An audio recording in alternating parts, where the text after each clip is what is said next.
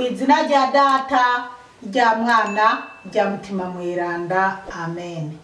Bene wacu dusangiye ukwemera muri Yezu Kristu, ndabaramukije. Mw'izina rya Yezu Kristu nitugire Kristu. Dusabikanye ijambo ry'Imana riri muri Bibiliya mu gitabo c'ibyakozwe n'abatumwa ku kigabane cyaho cya 20 kuva ku karongo ka 13 kugeza ku ka 16. Ijambo ry'umutwe twisunga riravuga ngo kuva i Trowasi gushika i Mereti.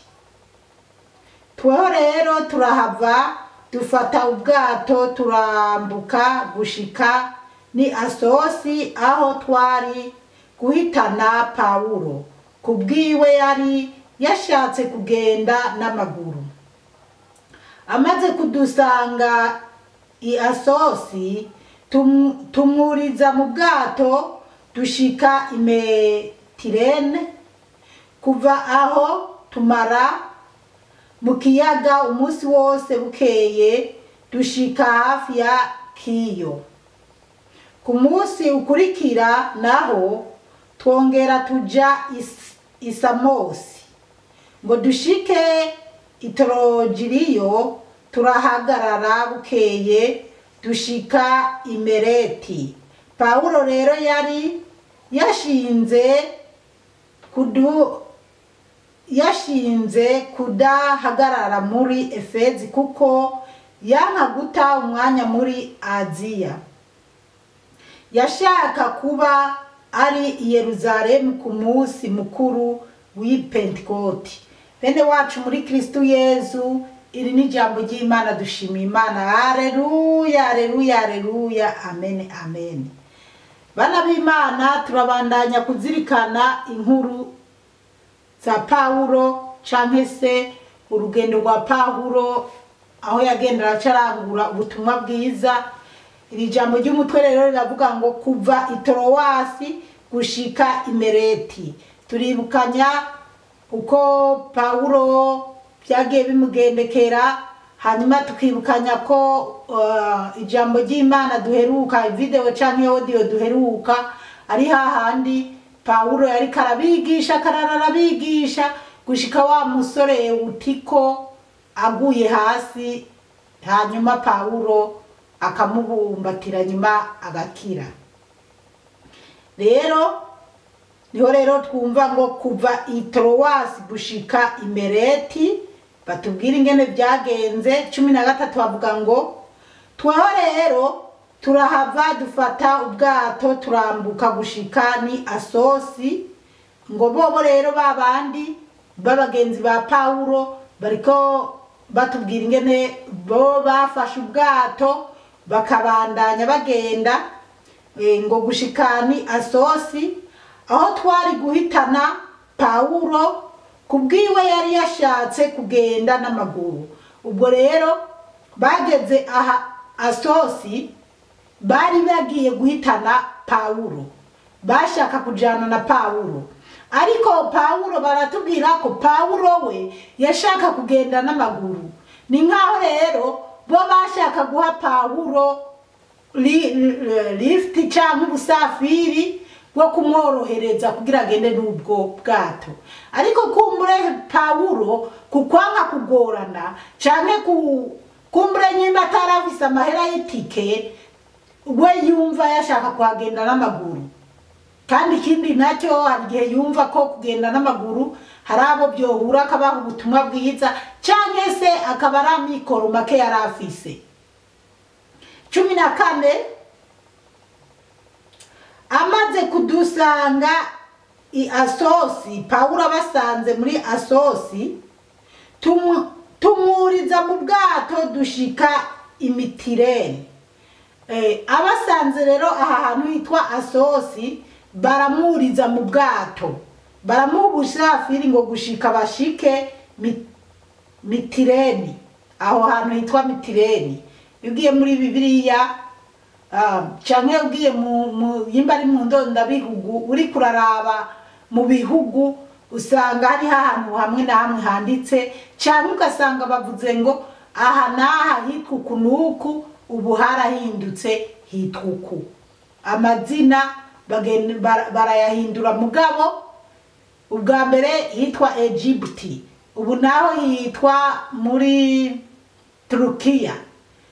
Ubwo rero bagenda hari igihe ahantu bahahindura izina. Rero iyi misozi muri Bibiliya hano irimwo, hariho iyindi ugiye rero gukurikirana mu bihugu iyi misozi urayisangamwo, n'ahandi usanga harahindutse amazina, barahindaguye amazina. Ariko igikuru ni ukumva ayo mateka, tukamenya ko koko ibiri muri Bibiliya ari ibintu byabayeho, n'ubu tugomba kuzirikana. Turabandanya 15 haravuga ngo kuva aho tumara mu kiyaga umunsi wose bukeye dushika hafi ya Kiyo. Ngo kuva aho baragiye ngo bamara umunsi wose bari mu kiyaga. Murumva rero nyimba baramaze umunsi wose bari mu kiyaga, barorohereje kumure Petero Paulo, barorohereje Paulo, ko Paulo we yari kugenda n'amaguru, ariko baramwunguruza bamara mu bwato umunsi wose. Gushika rero bageze ahantu hitwa Kiyo. Ku munsi ukurikiranaho twongera tuja i Somosi. Baratubwira ahandi hantu uko bagiye baragenda, batubwiye naho hitwa i Somosi. Ngo dushike i Trogiriyo, ngo bashike muri Trogiriyo, turahagarara bukeye dushika i Mereti. Ngo bageze Trogiriyo barahagarara, mugabo ngo bukeye baradushika i Mereti.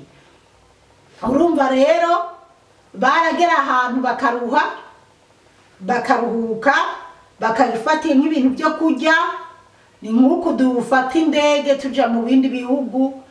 Dutange ntanze nk'akarorero, murumva ngo bamaze umunsi wose mu bwato, hanyuma uwundi munsi barongera baragenda bashikana naruka uko bukeye. Rero ni nk'uko ndeka nitange kwa karorero, ndi ngaha muri Australia, mvuze ati ngende mu Burundi, fata indege kumbure nyimba ndayifashe mu gitondo, ikararira genda ikangeza nyimba ngejeje Singapore, nyimba ngejeje China ariho muri Hong Kong, nyimba nyuma nkongera nkafa ukaruhuka, ukururuka aho keshi iyo umuntu avuye mu ntara ndimo ya Melbourne n'amasaha 9 ari mu ndege, hanyuma akagera ahantu akavamwo akafata nyimba amasaha 2 nyimba biravana n'indege wabukinze kwiba warabukinze, canke se uhamara umunsi wose, uhamara amasaha 8, uhamara amasaha ngahe, ariko ntiworonka indege gukura muri Australia gukujane iguparike Burundi. Oya, kandi ntiworonka n'indege kuvana Australia gukujane iguparike basi muri Kenya. Oya, basi nyimba rero ugeze Singapore urafata iyindi ndege igushikana kumbure byihuse, igushikana nko muri Kenya canke se muri Ethiopia, ibintu nk'ibyo. Rero ukagenda uraruhuka, kubera ntabwo wofata urugendo ngo ugumemwo mpaka. Oya, kuko nubundi urarambirwa, ukumva warukeneye ahantu wofata akayaga ugatambuka, cyangwa ukicara ukaruhuka, atari kuvuga ngo wicaye mu ndege gutyo gusa. No mu bwato rero kwari uko ko kuvuga ati bavemwo barondera icyo kurya cyangwa icyo kunywa. Ego mu bwato hari igihe baba babitekeyemo, no mu ndege haba harimo ibyo kurya n'inzoga z'ubwoko bwose, icyo ari cyo cyose ushatse n'icyo usaba bakakiguha. Ariko birakenewe ko uruhuka, ugafata akayaga, ukabona naho uri kuraca. Basi nuko rero na Paulo byari bimeze. Ngo bagera rero ahantu hitwa Mereti. 16 bavuga ngo Paulo rero yari yashinze kudahagarara muri Efezi kuko yanka guta umwanya muri Aziya.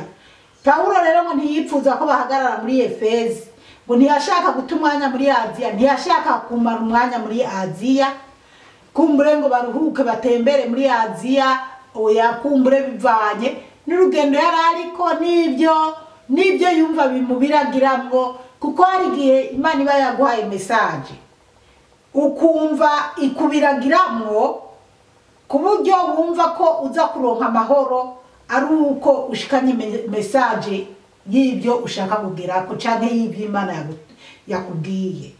Yego nanje hari igihe Imana impa message ku muntu nkabura amahoro ntaratanga iyo message, mugabo iyo ndayitanze ca numva umutima wururutse, nkumva ndaremye, nkumva amahoro. Na Paulo rero yumva ko adashaka guteba aho hantu muri Aziya, yumva ashaka kubandanya aja aho yipfuza kugenda. Reka naho turahabona yashaka kuba ari i Yerusalemu ku munsi mukuru w'Ipentekoti, ngo yashaka kuba ari Yerusalemu ku munsi mukuru w'Ipentekoti.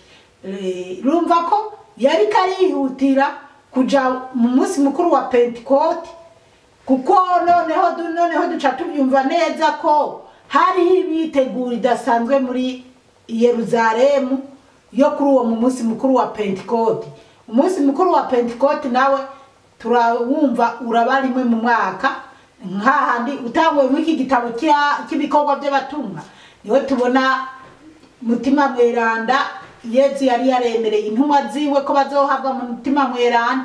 Tugaca tubona hamwe abatumwa bari bakoraniye n'abandi bigisha na mama wa Yesu Bikira Mariya yararimwo.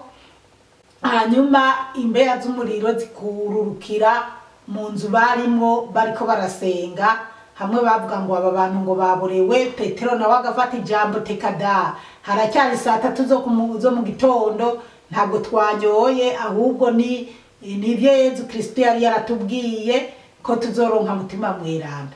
Ubwo rero niyo mpamvu Paulo yipfuza kwihuta kugira gere i Yerusalemu imbere y'uko umunsi mukuru wa Pentekoti uba. Rero umunsi wa Pentekoti tuzoze turawitwararika. Murumva na Paulo yarawitwararitse, kandi kuronka Mutima Mweranda ni ikintu kidasanzwe bana b'Imana, ni ikintu gikomeye cyane. Twipfuze kuza turaronka Mutima Mweranda. Mutima Mweranda rero ntaza hari abantu bagiye ku makoraniro. Mutima Mweranda iyo umushaka, iyo umuntu usenga, iyo Imana ifise ikikubonamo iramukuzanira naho uri hose, waba mu nzu yawe, waba uryamye, waba wicaye, waba uri no mu bandi bantu. Iyo Imana yabishatse bivanye n'ubucuti mufitaniye, Mutima Mweranda arakuzako. Ariko urumva ko iyo uwo munsi mukuru wa Pentekoti nawe ugeze, nuko twogenda ku makoraniro kugira tumwakire. Nubwo tutamwakira kimwe, ariko ni byiza ko tuja ku uwo munsi mukuru, kuko ugiye ufise umutima koko uteguye neza, Mutima Mweranda uramutahana, uramuronka. Haleluya, amen.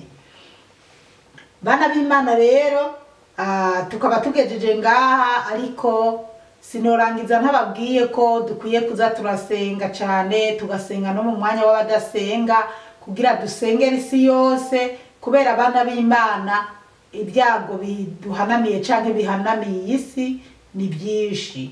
Hajya muri Turukiya no muri Siriya imitingito abantu baho bamaze guhahamuka, kubera ko baba bazi ko imitingito yaheze, ariko nyuma bikigurumbanya bikongera bikajegeza bikaritura amazu, ibintu nk'ibyo. Rero tuze turitwararika gusenga no gusengera abadasenga mu mwanya w'abadasenga, kandi twisengere cyane n'imiryango, kubera duhanamiwe n'ibintu byinshi muri iki gihe, intambara hirya no hino mwisi, mbese ibintu bimeze nabi. Sinzi ko tubibona kimwe, ariko mukomere. Umukama Imana bahezagire cyane, mwarahezagiwe n'Imana. Ku izina rya Data n'irya Mwana n'irya Mutima Mweranda, amen. Turagusenga Yezu, turakuninahaza.